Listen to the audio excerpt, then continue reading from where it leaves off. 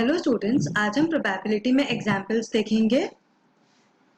Now in activity 1 each toss of a coin is called a trial. ठीक है, मतलब अब जो कॉइन टॉस करते हो उसको हम क्या कहते हैं? ट्रायल। सिमिलरली जब आपने एक्टिविटी 3 में जो आपने डाइस वाला खेला था, तो उसमें जब आप डाई थ्रो करते हो उसको भी हम क्या कहते हैं? ट्रायल।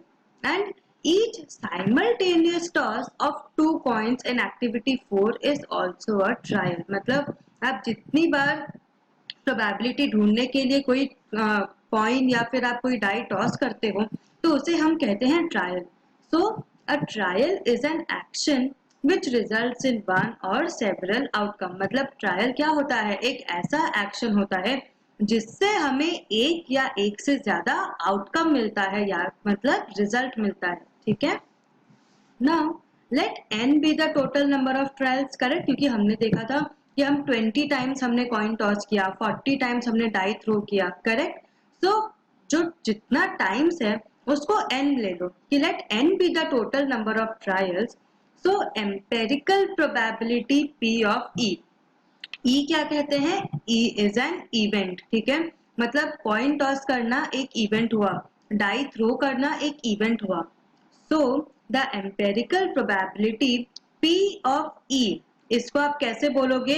P of E। ठीक है, of an event E happening is given by P of E is equal to number of trials in which the event happened upon the total number of trials. इसीलिए जब हमने बोला था कि हमने 5 बार die throw किया तो हमारा क्या प्रोबेबिलिटी था? 5 आउट ऑफ 10, दैट इज 5/10, क्योंकि 10 क्या था? टोटल नंबर ऑफ टाइम जब आपने डाई थ्रो किया था। करेक्ट, तो इस हिसाब से जब एक इवेंट होता है, नंबर ऑफ ट्रायल्स मतलब जितनी बार वो इवेंट हुआ divided by total number of trials. ठीक है, now example 1, a coin is tossed 1000 times with the following frequencies। मतलब टोटल नंबर ऑफ टाइम्स कितना कॉइन टॉस हुआ? 1000 टाइम्स।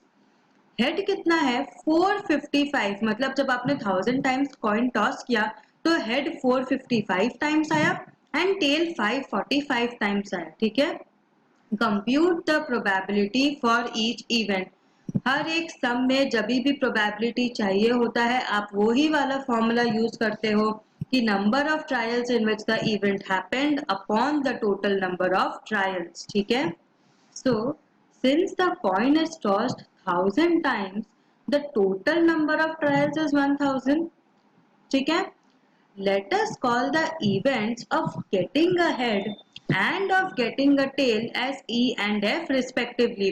मतलब E क्या डिनोट करेगा कि आपको हेड आया एंड F क्या डिनोट करेगा कि आपको टेल आया, या तो आप कुछ भी कोई भी और वेरिएबल्स ले सकते थे। ठीक है, then the number of times E happens, that is the number of times a head comes up is 455। ये क्वेश्चन में दिया है, तो प्रोबेबिलिटी ऑफ E क्या हो जाएगा?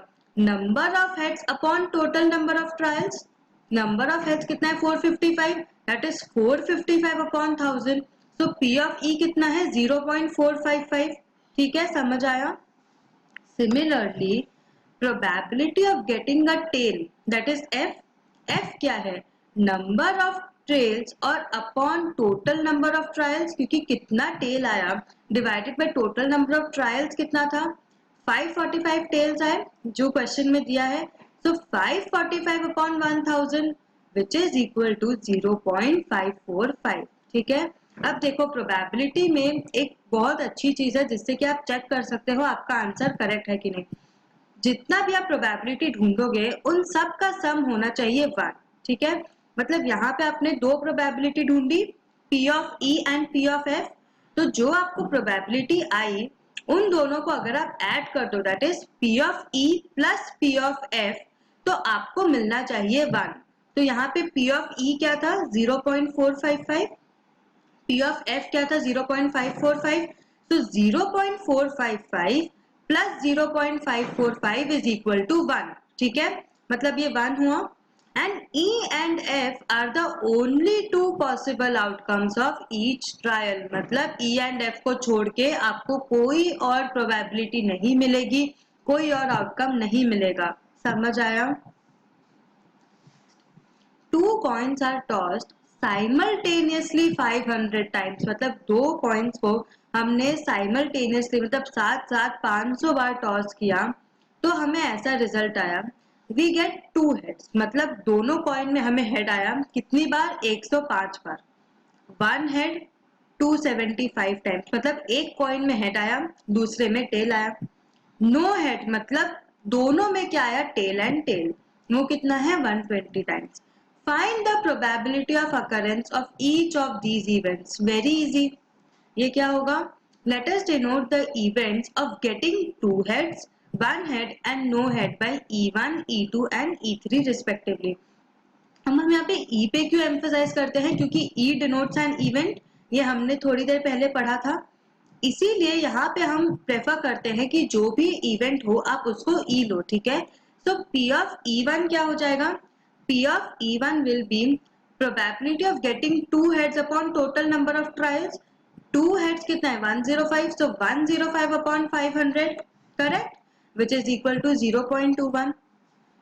फिर 1 head का क्या होगा, number of times we get 1 head upon total number of trials, which is equal to 275 upon 500, that is 0.55, and third, number of times we get no head upon total number of trials, that is 120 upon 500, which is equal to 0.24। अब मैंने आपको check करने के लिए क्या बोला था कि जितना भी आप प्रोबेबिलिटी निकालोगे उन सबको ऐड करने से आपको 1 मिलना चाहिए, करेक्ट। तो यहाँ टोटल मिलेगा 1, समझ आया, मतलब ये जब 1 आ गया तीनों ऐड करके, मतलब कि आपका सोल्यूशन करेक्ट है, नहीं तो आपने कोई मिस्टेक की है तो आपको सम फिर से चेक करना पड़ेगा, ठीक है। Also E1, E2 and E3 cover all the outcomes of a trial, मतलब कि E1, E2, E3 के अलावा और कोई यहाँ पे पॉसिबिलिटी नहीं है, क्योंकि तीनों को ऐड करके आपको 1 मिल गया, ठीक है, समझ आया। Next, a die is thrown 1000 times with the frequencies for the outcomes 1, 2, 3, 4, 5 and 6 as given in the following table। मतलब एक डाई कितने टाइम थ्रो किया हमने, 1000 बार फेंका, उसमें आपको पता 2 कितनी बार आया 150, 3 कितनी बार आया 157 times, 4 149 times, 5 175 times and 6 190 times, ठीक है। Find the probability of getting each outcome, मतलब 1, 2, 3, 4, 5, 6 इन 6 के 6 नंबर्स की आपको प्रोबेबिलिटी ढूंढनी है। Now let EI denote the event of getting the outcome I, where I is equal to 1, 2, 3, 4, 5, 6। Find the probability of getting each outcome, so let EI denote the event of getting the outcome I, where I क्या है 1, 2, 3, 4, 5, 6। Now EI एक standard base है जिसमें I को आप 1, 2, 3, 4, 5, 6 लोगे, ठीक है। देन प्रोबेबिलिटी ऑफ आउटकम 1 क्या हो जाएगा, P of E1, P of E1 is equal to frequency of 1 upon total number of times the die is thrown, that is 179 upon 1000। आप यहाँ पे टेबल रेफर करो, फ्रीक्वेंसी 1 की कितनी है 179 upon 1000।